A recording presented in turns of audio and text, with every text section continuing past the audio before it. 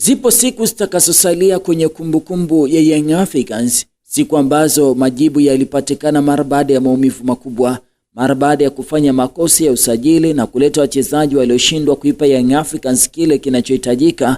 Ikateuliwa tarehe 12 Januari mwaka 2026, ikiwa ni siku ya Jumatatu. Wana Young Africans wasahau yale machungu na wapate furaha nyingine mpya.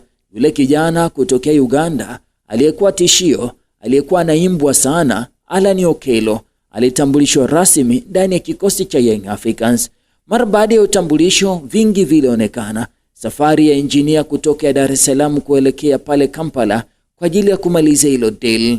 Sala alizoombewa Allan Okello pale Uganda, na maneno yake alimaanisha amekuja nchini Tanzania kuisaidia Young Africans kushinda makombe na kupafanya kama njia ya kuondoka na kwenda kwenye malisho makubwa zaidi.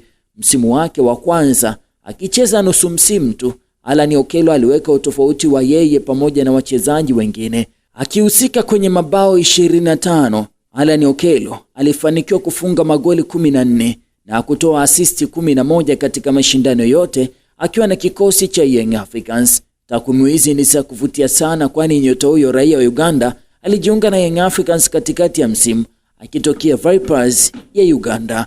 Mara baada ya msimu kutamatika, Young Africans walisema bila soni yoyote, huyo anastahili kuwa ni MVP wetu.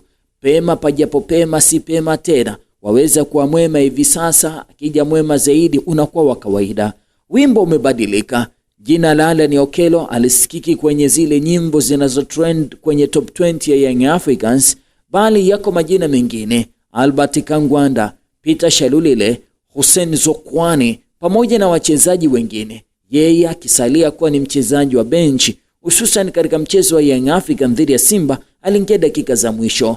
Duru zinaeleza kuwa nyakati za Allan Okello ndani ya kikosi cha Young Africans zinakaribia mwisho. Kwa mujibu wa mwandishi wa habari za michezo wa kufahamika kama Felix, ameandika Yanga imefanya maamuzi ya kumuuza Allan Okello kwenda FAR Rabat baada ya kufanikiwa kumpata Aziz Ki. FAR imepanda dau zaidi ya Wydad Casablanca na Yanga ina mpango wa kuachana na Komara kama ilivyoripotiwa. Okello yuko Ruanga, but taratibu za kumuuza ziko mwisho. Ni Young Africans imemalizana na Allan Okello. Tunasubiri kuona. Thank you tu. Mimi naitwa Almachius Boniface Kanyasi, nitarejea hapa iwapo deal litakamilika.